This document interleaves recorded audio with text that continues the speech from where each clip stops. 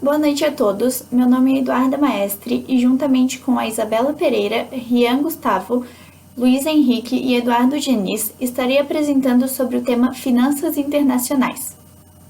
Espero que gostem e estaremos à disposição para perguntas após a apresentação.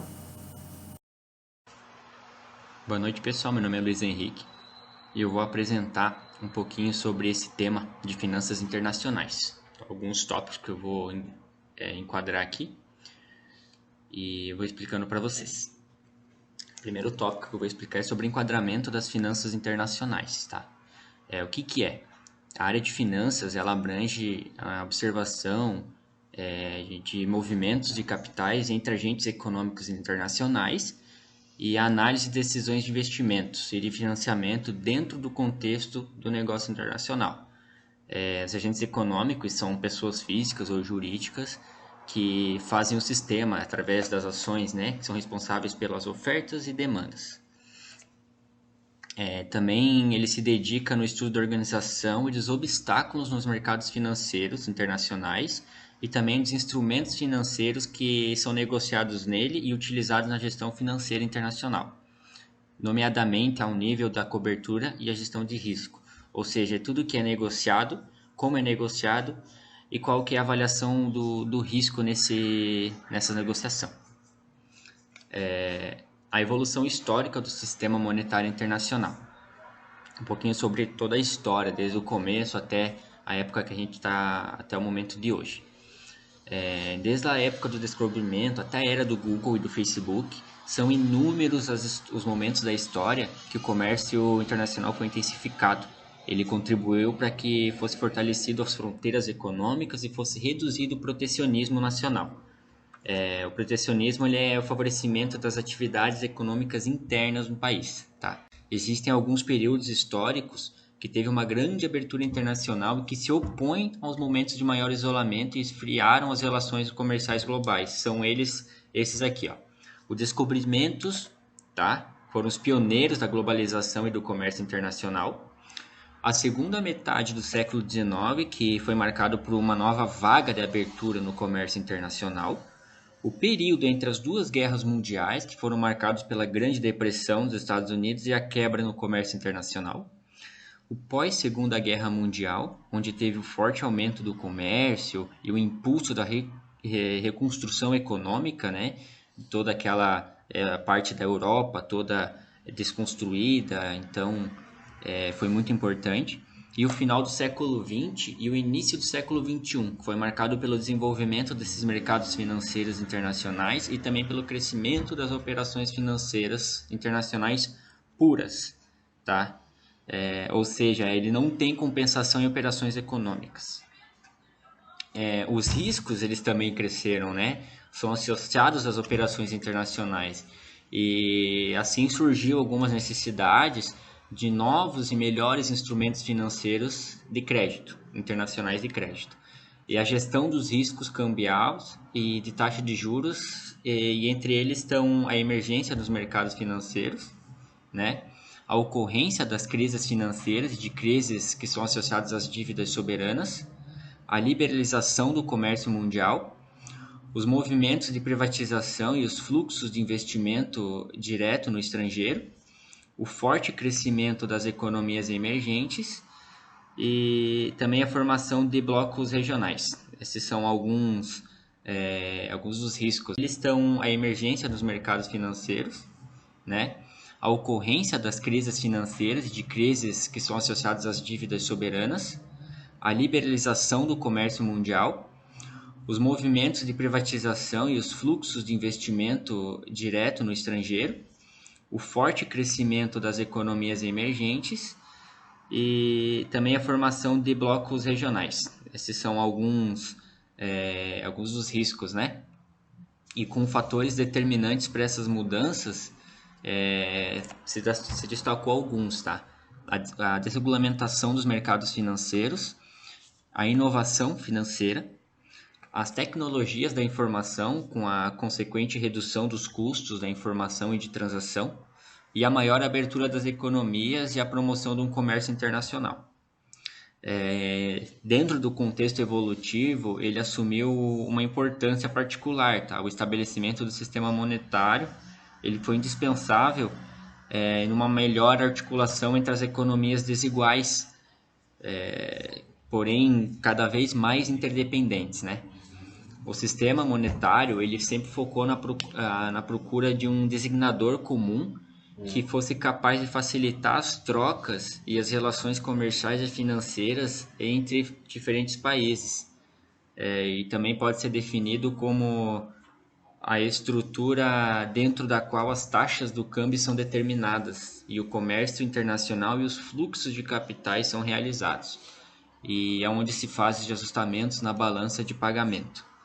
Tá? Essa balança de pagamento ele é um método de contabilidade que ele evidencia o comércio entre a nação e outros países que existe uma relação comercial. Eu vou falar sobre isso agora, tá? Balança de pagamentos. Ele é um registro sistemático entre todas as transações econômicas que são realizadas em determinado país e o restante do mundo, durante um período pré-determinado.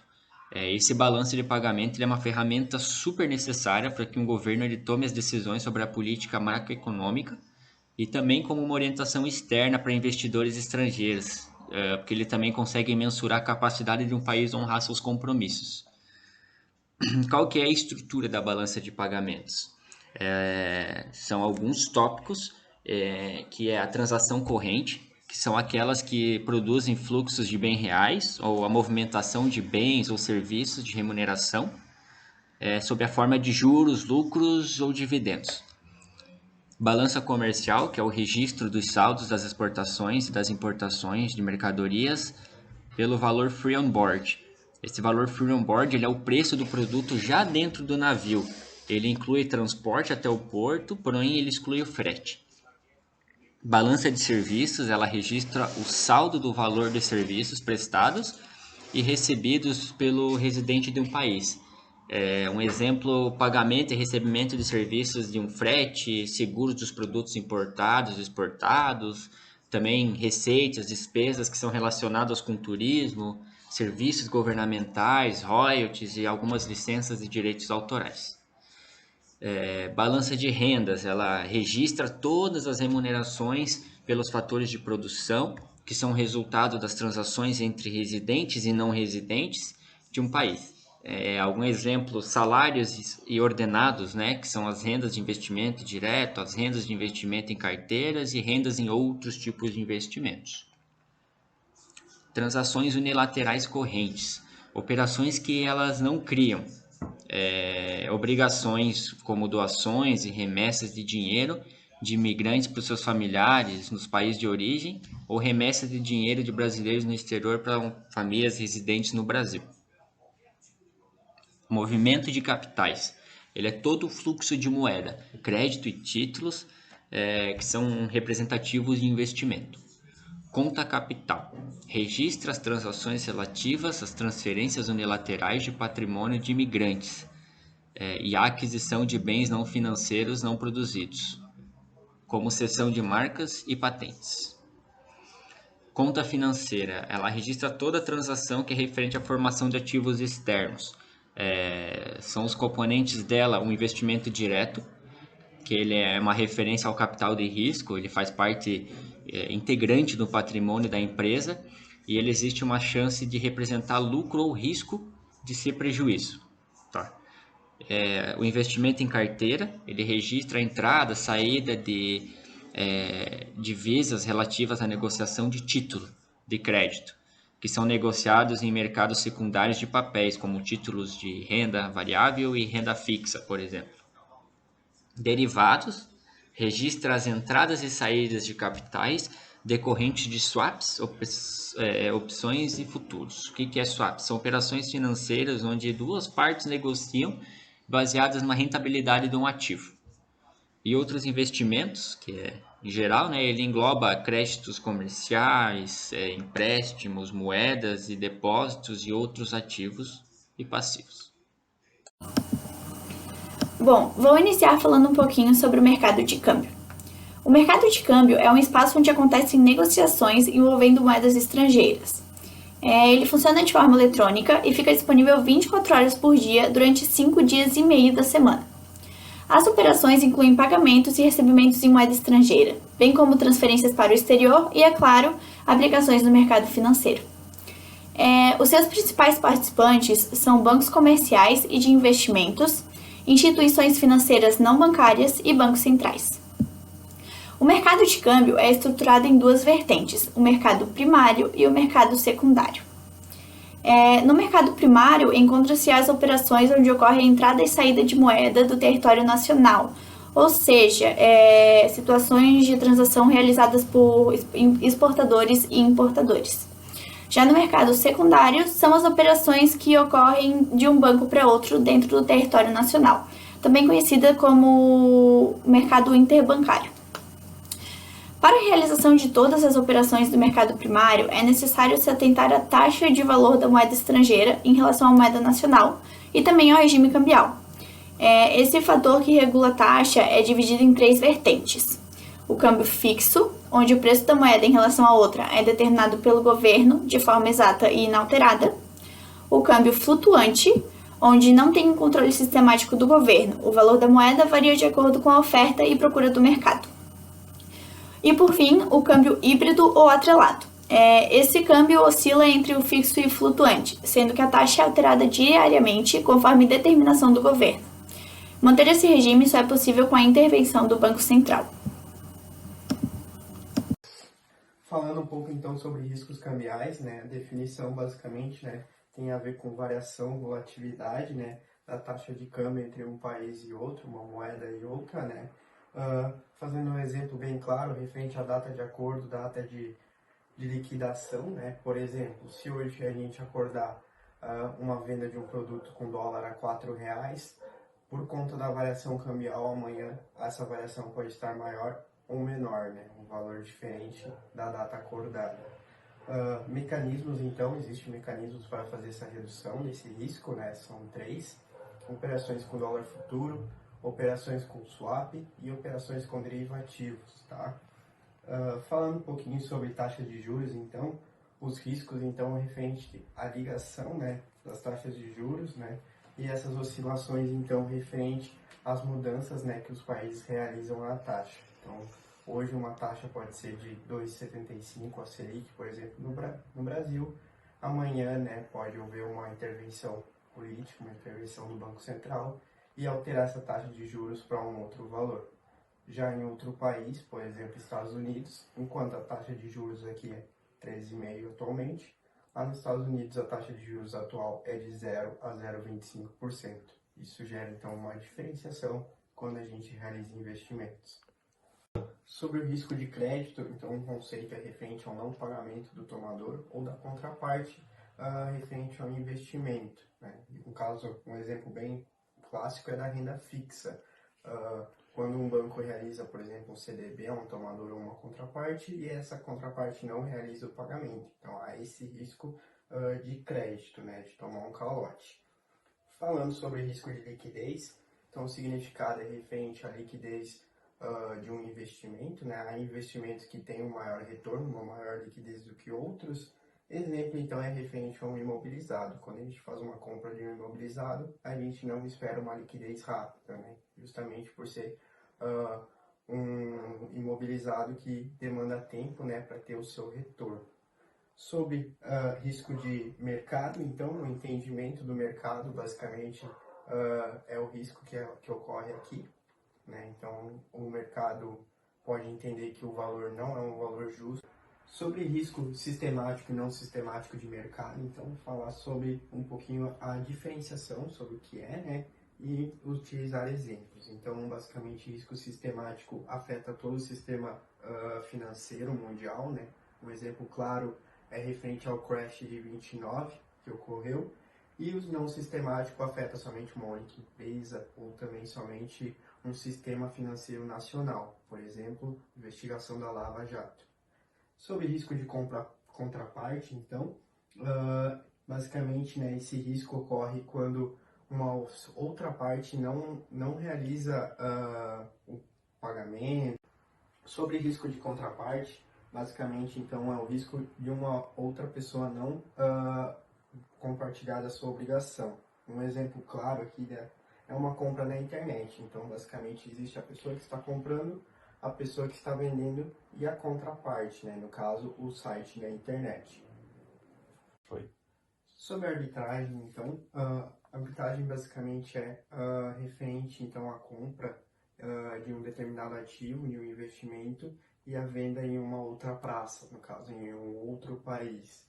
Tá? Existem 3 tipos de operações de arbitragem. A primeira operação de arbitragem cambial, então isso ocorre com valores cambiais. Um exemplo, então, é a compra de dólar aqui na Bolsa do Brasil por um preço e a venda de dólar, né, na Bolsa de Portugal, por exemplo, um preço maior, gerando lucro ou prejuízo. A segunda operação de arbitragem, então, no conjunto dos mercados financeiros, seria então a venda ou compra, né, de um ativo em uma bolsa para vender em outra, ou gerando lucro. Um exemplo, então, a compra de Ambev aqui na bolsa, na Ibovespa, né, na B3, num valor de R$5, e venda da Ambev, no mesmo ativo, na Bolsa de Nova York, por $5, gerando lucro nesta operação. Isso. Terceira estratégia, então, de arbitragem, né, de operações é referente à vista e a prazo. Então, basicamente, seria a compra, né, à vista, então, de um valor, por exemplo, dólar, e a venda posterior futura em contratos futuros, né, obtendo lucro nessa operação. Uma segunda estratégia de atuação, então, é a especulação. Basicamente, é um processo, o ato de negociar uns valores em curtíssimo prazo, né, para ocorrer lucro nessa operação. Então, a principal característica dele é a volatilidade, então depende de muita volatilidade para poder ocorrer essa operação.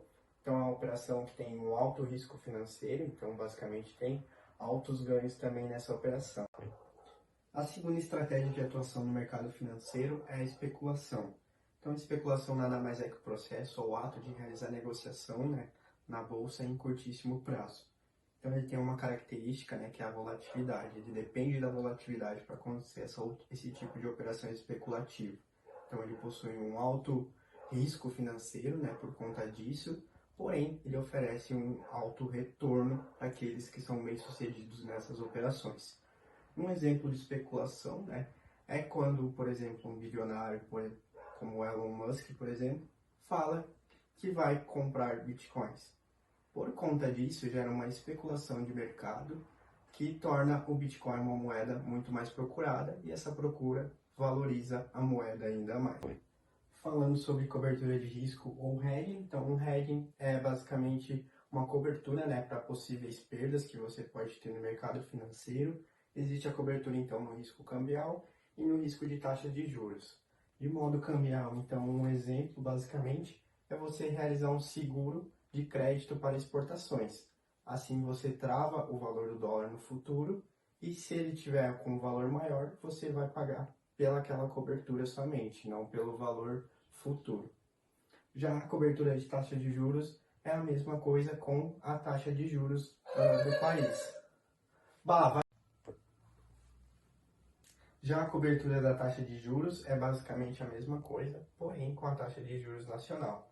Você vai fazer um contrato futuro, cuja taxa de juros atualmente, por exemplo, seja de 2%, porém você vai travar um juros, né, um hedging de juros a 2,5%. Se tiver um valor maior, futuramente você vai pagar somente os 2,5% de juros. Se tiver menor, você vai pagar a taxa de juros conforme ela está no futuro. Boa noite, professora. Boa noite, turma. Meu nome é Henrique Gustavo e eu vou falar um pouco agora sobre um dos instrumentos que é utilizado para cobertura de risco do investimento de capital estrangeiro aqui no nosso país. Esse instrumento, essa ferramenta seria a swap cambial, e eu vou tentar explicar para vocês um pouco sobre como ela funciona. A princípio, quando o investidor ele tem o interesse de investir o seu dinheiro aqui no nosso país, de trazer, por exemplo, os seus dólares para cá, ele troca esses dólares pela nossa moeda local junto ao Banco Central, e ele deixa esse real investido aqui no nosso país. E qual seria o risco para o investidor estrangeiro deixar esse real investido aqui? O risco seria a volatilidade do dólar. Então, quando a cotação do dólar ela sobe, ela atinge níveis muito altos de cotação, o investidor, ele, com medo de perder os seus investimentos, ele busca meios de reverter esse investimento e levar esse investimento embora. E pensando nisso, o Banco Central ele realiza leilões de swaps com o objetivo de amenizar esse risco para o investidor, e ele tira das suas reservas o dólar e oferece ao investidor o dólar com o objetivo de comprar esse dólar lá na frente. E essa compra, lá na frente, quando for realizada, o Banco Central ele vai pagar a diferença da variação. Então, se o dólar subir, o banco ele compra o dólar com essa diferença. Se subiu 10 centavos, ele paga esses 10 centavos de variação, acrescido de uma taxa de juros ao investidor que comprou esse dólar do banco. Então, esse é o meio do banco tentar manter os investimentos aqui no nosso país e não perder esse investimento estrangeiro aqui no nosso país aqui, com esse risco da cotação do dólar sempre estar aumentando e nossa moeda sempre estar com risco de desvalorizar. Acredito que seja isso, professora. Obrigado e boa noite. Olá, eu sou a Isabela. Eu vou falar um pouquinho sobre as swaps de taxa de juros. Elas são contratos entre duas partes. Geralmente são feitas entre um banco e uma empresa. As duas partes elas elaboram os termos desse contrato e personalizam de acordo com como eles quiserem, como for melhor para eles. Inclusive a frequência desses pagamentos, o período dos empréstimos e a quantia do principal. O principal do swap ele é chamado de quantia nocional. Ele nunca é trocado e, na verdade, ele é usado apenas para calcular os pagamentos. Além disso, apenas uma parte, geralmente, é obrigada a pagar o valor líquido dos dois pagamentos. Em Londres, por exemplo, a taxa flutuante no acordo está vinculada a uma taxa interbancária de 1, 3 ou de 6 meses. Essa taxa, atualmente, está em 1%. Esse 1% ele é calculado em cima do valor total. Nessa operação, cada uma das partes fica responsável por assumir a variação de uma taxa de juros pré-determinada. Então, no swap de juros, uma das taxas é pré-fixada e a outra ela é variável. Após o período do contrato, cada uma das partes responde pela variação de uma pré-fixada e a outra ela é variável. Após o período do contrato, cada uma das partes responde pela variação de uma das taxas, ou da pré-fixada ou da variável. Então, o lucro ou o prejuízo obtido pelas partes nessa operação consiste na diferença entre a rentabilidade da transação à vista e a prazo. Vou iniciar falando agora, nessa segunda parte, sobre as transferências bancárias. Vale lembrar que todas as operações que eu vou citar abaixo, elas foram desenvolvidas ao longo dos anos por conta da necessidade realmente e elas demonstram a importância do setor bancário no suporte à efetivação de trocas internacionais, bem como a crescente necessidade da existência de garantias e intermediários credíveis no desenvolvimento de operações à escala global. As transferências bancárias não são nada mais nada menos do que quando uma pessoa instrui o seu banco a enviar dinheiro diretamente para outra conta. Geralmente ela é feita nos caixas eletrônicos ou via internet. Para realizar a transferência bancária, a gente não precisa de muita coisa, além de nome do destinatário, CPF ou CNPJ, o tipo e os dados da conta. Existem 4 tipos de transferência: DOC, TED, depósito por boleto e depósito em conta. O DOC é um documento de crédito, então ele é limitado, pois o valor máximo dele é de R$5.000 e só será efetivada a transferência no próximo dia útil. O TED é uma transferência eletrônica disponível, então ele não tem limite e a transferência do valor é imediata. Está se tornando bem comum nos últimos tempos, principalmente. O depósito por boleto bancário todos devem conhecer, está se tornando cada vez mais obsoleto, mas o destinatário gera o boleto com valor e vencimento já definidos e o pagador realiza o pagamento pelo código de barras, de maneira tanto presencial como online. E por fim, tem o depósito em conta, onde o pagador deposita as cédulas de dinheiro em um caixa eletrônico e o destinatário recebe o valor diretamente em sua conta bancária. Geralmente também ocorre de um dia para outro, dependendo do momento em que o pagador deposita o valor. Bom, outro tipo de operação são os cheques bancários. Então, os cheques são um instrumento em papel que permite aos titulares de contas de depósito movimentarem fundos que se encontram imediatamente disponíveis. Então, eu já tenho aquele valor na minha conta e eu consigo passar um cheque para ser sacado. Nos pagamentos por cheque existem 3 intervenientes: o sacador, que é quem passa o cheque, o sacado, que é o banco quem emite o cheque, e o beneficiário, que é quem recebe e vai se beneficiar do valor instruído no cheque. Nos slides eu coloquei 7 tipos de cheques, porém alguns deles não são tão importantes, então eu vou tratar de 3 ou 4 mais importantes. O primeiro deles é o cheque nominativo, no qual é indicado o nome do beneficiário no cheque, não podendo ser usufruído por outra pessoa. O segundo tipo é o cheque ao portador, então não tem nenhum nome no cheque, quem portar o cheque vai conseguir ser beneficiado do valor.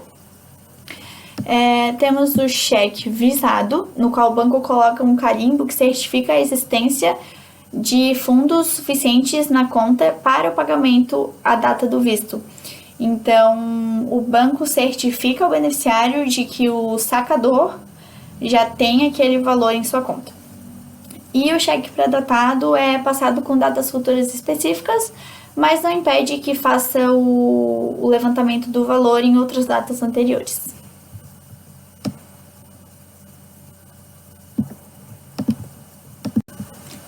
Outro tipo de operação que eu vou trazer são as letras de câmbio. A letra de câmbio é um investimento de renda fixa que oferece boas perspectivas de segurança e rentabilidade. Não é nada mais do que um título de crédito, porém é emitido por instituições financeiras que representam uma ordem de pagamento. A rentabilidade da letra de câmbio depende do tipo de título escolhido, pois há opções pré-fixadas, pós-fixadas e híbridas. A LC pré-fixada permite saber quanto será pago no vencimento do título no ato da compra. Então, é vantajosa caso os juros caiam dentro do prazo de investimento, mas terá um rendimento abaixo do real se os juros subirem. A LC pós-fixada, tu não consegue saber quanto o título vai render no final. Para tu conseguir fazer um acompanhamento, é preciso acompanhar as variações do indexador.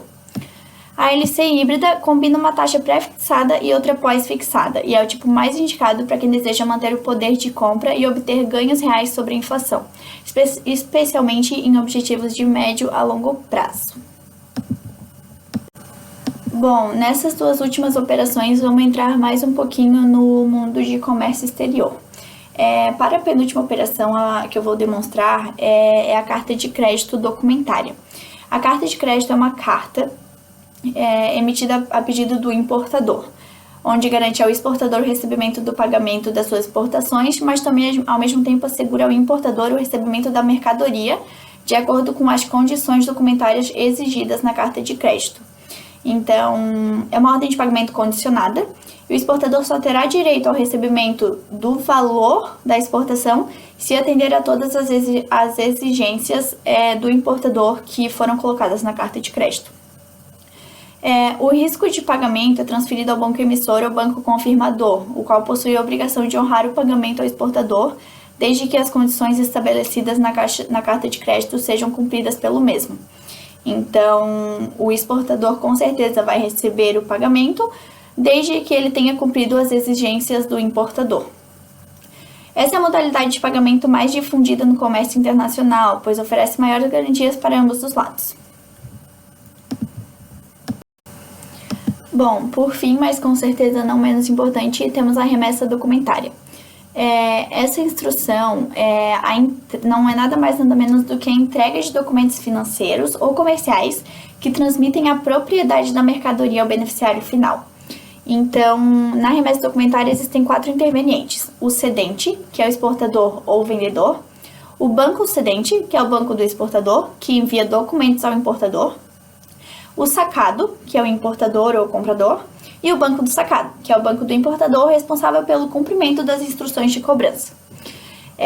Dentro da remessa documentária existem 2 modalidades de cobrança. Então, a primeira delas é os documentos contra pagamento, onde o banco encarregado da cobrança só deve entregar os documentos ao importador contra pagamento do valor dos mesmos.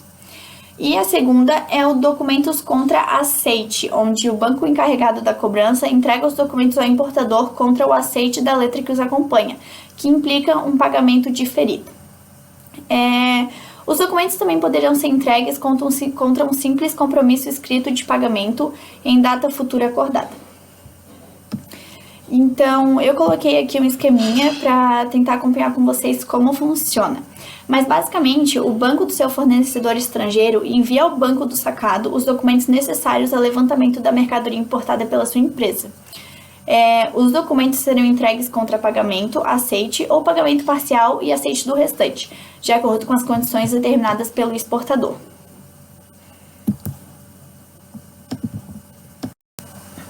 Bom, para melhor explicação desse esquema que eu coloquei nos slides, eu vou explicar um item de cada vez. Então, para início dessa remessa documentária, o beneficiário, que é o exportador, solicita ao importador uma garantia bancária, tendo em conta, claro, todos os serviços e condições que foram acordadas entre eles. O importador entra em contato com o seu banco e solicita que contate o banco de residência geográfica do exportador para que possa emitir a garantia a favor do mesmo. O banco do importador solicita essa garantia emitida para o banco do exportador. O banco do exportador analisa os detalhes de operação, se podem ser aceitos ou não, conforme já foi acordado entre o exportador e o importador anteriormente. O banco do exportador emite essa garantia bancária. Por fim, o importador analisa, valida essa minuta e finalmente remete ao exportador. Então, essa vai ser o processo para que o exportador finalmente possa receber a sua garantia bancária. A remessa documentária é bastante utilizada atualmente, pois traz vantagens para ambos os lados. Para o exportador, ele tem a garantia de que vai receber o pagamento da carga. Então, ele não vai ficar sem pagamento e muitas vezes esse pagamento ainda é feito antes do importador tomar a posse da mercadoria. E para o importador, ele tem a vantagem de que minimiza muito o risco de incumprimento das obrigações assumidas pelo exportador. Então, além de receber a sua carga conforme, ele também vai ter todos os tópicos pré-estabelecidos na remessa bancária.